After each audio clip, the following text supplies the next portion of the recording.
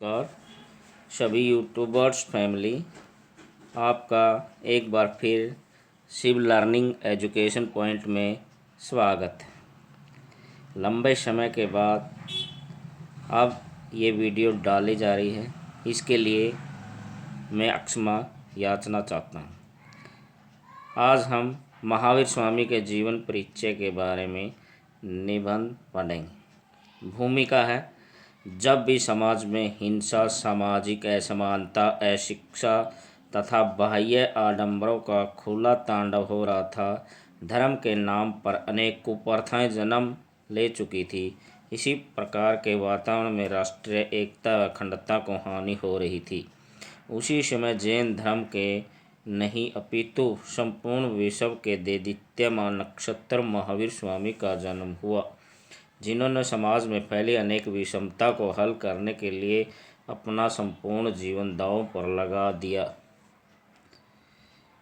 इसी प्रकार जीवन तांडव कुप्रथाएं और सभी जैन धर्म के नहीं अपितु संपूर्ण विश्व के दैत्यमान नक्षत्र महावीर स्वामी का जन्म हुआ, जिन्होंने समाज में फैली अनेक विषमताओं को हल करने के लिए अपना संपूर्ण जीवन दांव पर लगा दिया। ऐसे युग प्रवर्तक महावीर स्वामी न केवल जैन धर्म के अपितु संपूर्ण विश्व के अग्रगामी संत, विचारक, समाज सुधारक तथा महान आत्मा के स्वामी का प्रादुर्भाव हुआ।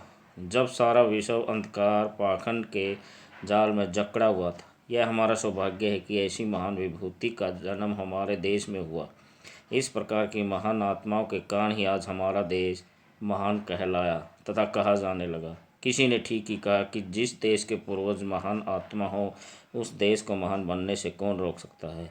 हम सब भाग्यशाली हैं कि हम ऐसे महान आत्माओं की संतानें हैं। जन्म व जन्म स्थान। महावीर स्वामी का जन्म 599 ईस्वी पूर्व इक्ष्वाकु वंश के राजा सिद्धार्थ के यहाँ वैशाली गणराज्य के कुंड ग्राम में हुआ। इनकी माता का नाम त्रिशला था। इनके जन्म के विषय में एक किंवदंती प्रचलित थी कि जब महावीर स्वामी का जन्म हुआ, इनके जन्म से ही राज्य की समृद्धि में वृद्धि होती गई, इसलिए उनका नाम वर्धमान रखा गया। कहा जाता है कि वर्धमान बचपन से ही बहुत बलवान तथा शक्तिशाली थे। उन्होंने बाल्यकाल में एक विशालकाय अजगर को पकड़कर बहुत दूर फेंक दिया था।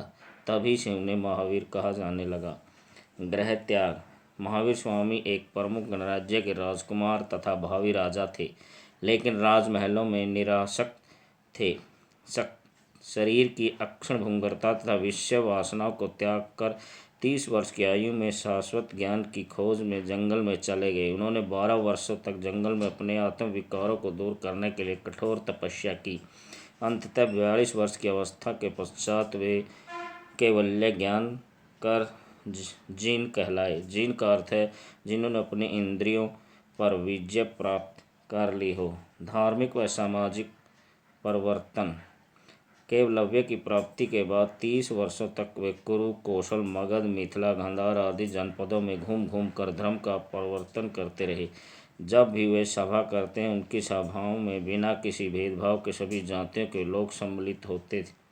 महावीर सदा विहार करते रहते थे, इसलिए माता के एक भारत के गणराज्य का नाम उसके विहार के नाम पर विहार नाम रखा गया। उनकी शिक्षाएं। अहिंसा को महावीर स्वामी ने धर्म की नई व्यवस्था की तथा अहिंसा को इसका प्रमुख आधार बनाया। उन्होंने अहिंसा पर बल देते हुए 5 महाव्रतों का पालन करने पर अधिक बल दिया। सत्य, अहिंसा, अपिक्रय, अमैथुन, अमृष्या आदि इनकी शिक्षा के विचार बिंदु निम्न थे। सत्य वचन, सत्य कर्म, सत्य समाधि, सत्य ज्ञान आदि के द्वारा ही जीव अपने भोग विलास व जन्म मरण के चक्र से मुक्त हो सकता है। हमें किसी भी जीव, प्राणी तथा आत्मा को कष्ट नहीं देना चाहिए। महावीर स्वामी जैन धर्म के 24वें तीर्थकर थे। इनके पहले जैन धर्म के 23 तीर्थकर हो चुके हैं, जिन्होंने अपने उपदेशों के द्वारा जीवन को निर्मल बनाने के कारण वे तीर्थकर कहलाए। जैन धर्म के प्रथम तीर्थकर ऋषभ देव थे तथा 23वें तीर्थकर पार्श्वनाथ थे। आध्यात्मिक साम्यवाद की परिकल्पना। महावीर स्वामी जी ने सर्वप्रथम आध्यात्मिक साम्यवाद की परिकल्पना प्रस्तुत की। उन्होंने कहा कि कोई भी जीव छोटा या बड़ा नहीं है। इसके अनुसार धर्म का अर्थ ही समरसता है। इस विश्व के सभी जीव एक समान है तथा सभी को अपने चेतना और बुद्धि विकसित करने का अधिकार है। इसलिए महावीर स्वामी जी ने इस संसार की वर्ण व्यवस्था का खंडन करके क्रम व्यवस्था पर बल दिया। महावीर स्वामी जी ने नारी जाति की स्वतंत्रता एवं पुरुषों के समकक्ष होने का तथा विकास करने का अवसर दिया। समता की इस परिभाषा के कारण वे अपरिग्रह कहलाए। उनकी दृष्टि में यह समस्त विश्व एक भवसागर है तथा समस्त जीव चाहे छोटा हो या बड़ा हो उसे पार करने के लिए शुद्ध कर्म करना और अंततः इसे पार कर लेता है। महावीर स्वामी जी का समाज सुधार के क्षेत्र में योगदान। महावीर स्वामी जी ने अपने कर्म और वचनों द्वारा अनेक सामाजिक विषमताओं बुराइयों का खुलकर विरोध किया। वे सभी जीवों को समान समझते थे। उनकी दृष्टि में न केवल मनुष्य पितु पेड़ पौधे तथा जानवरों में भी जीव का अंश होता है। इसलिए हमें प्रत्येक जीव प्राणी के प्राणों की रक्षा का दायित्व मनुष्य पर है, क्योंकि मनुष्य सब प्राणियों में उत्तम है। उन्होंने अपने अहिंसावादी सिद्धांत के आधार पर प्राकृतिक संतुलन को स्थापित किया है। उन्होंने अपने विचारों के माध्यम से पृथ्वी, जल, अग्नि, वायु और वनस्पति में चेतना स्थापित कर समस्त विश्व को पर्यावरण के प्रति सचेत किया है। इसी प्रकार प्रत्येक जीव को जीने का अधिकार है। इसी प्रकार के विचारों से जीव जंतुओं के प्रति दया व उनके रक्षण व संरक्षण का भाव जागृत कर पर्यावरण संतुलन को कायम करने की चेष्टा की है। किसी भी प्रकार की वनस्पति को हानि न पहुंचाना तथा उनका संरक्षण व संवर्धन करना भी विश्व के पर्यावरण को प्रदूषित होने से बचाने का प्रयास किया है।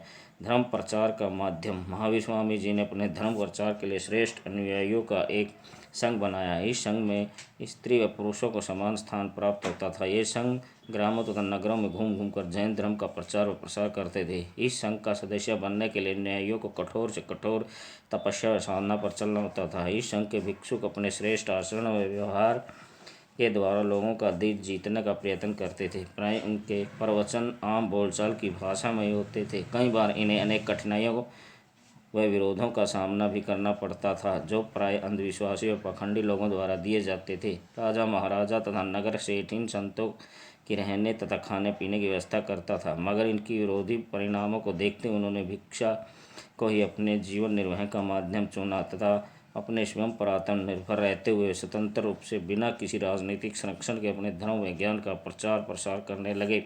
वर्तमान परिप्रेक्ष्य में आज का युग अशांति, आतंकवाद और हिंसा वातावरण में महावीर स्वामी जी के अहिंसा रूपी सिद्धांत काफ़ी लाभदायक व उपयोगी सिद्ध हो सकते हैं। महावीर स्वामी जी के अनुसार अहिंसा केवल सीधे किसी जीव के वध को नहीं मानती है, अपितु मन, वचन व कर्म से भी किसी के प्रति बुरा व्यवहार भी हिंसा की श्रेणी में आता है। वर्तमान में भौतिकवाद की दौड़ तथा आर्थिक विषमता का बढ़ता दायरा भी मानव में भेद का कारण बनता जा रहा है। एक तरफ था पैसा और दूसरी तरफ अभाव या भाव है। इस असमानता रूपी खाई को महावीर स्वामी जी का परिग्रह का सिद्धांत ही कम कर सकता है। इसके अनुसार कम साधनों के द्वारा ही कम आत्म संतुष्टि प्राप्त कर सकते हैं। चौर्य की भावना के द्वारा चोरी, लूटपाट तथा हिंसा का भय नहीं रहेगा। सारे विश्व में मानसिक व आर्थिक शांति स्थापित होगी। इस प्रकार के विचार अमृत कलश न होकर स्वयं को रसपान भी कराया है। निष्कर्ष, इसमें कोई शक नहीं है कि इस प्रकार के महापुरुष कर्मयोगी समय समय पर भारत भूमि पर जन्म लेकर समस्त विश्व को शांति व अहिंसा का संदेश देकर संपूर्ण विश्व को आलोकित करते रहे हैं। जब जब भी समाज में हिंसा, अव्यवस्था, विषमता तथा धार्मिक विषम कट्टरपंथी विचारों का प्रचलन हुआ, तब तब धरती पर महावीर स्वामी जैसे युग प्रवर्तक संत व आध्यात्मिक पुरुषों का आगमन हुआ है, ताकि इस प्रकार की संपूर्ण विषमता को खत्म कर समस्त मानव जाति का कल्याण व भलाई का काम किया जाए।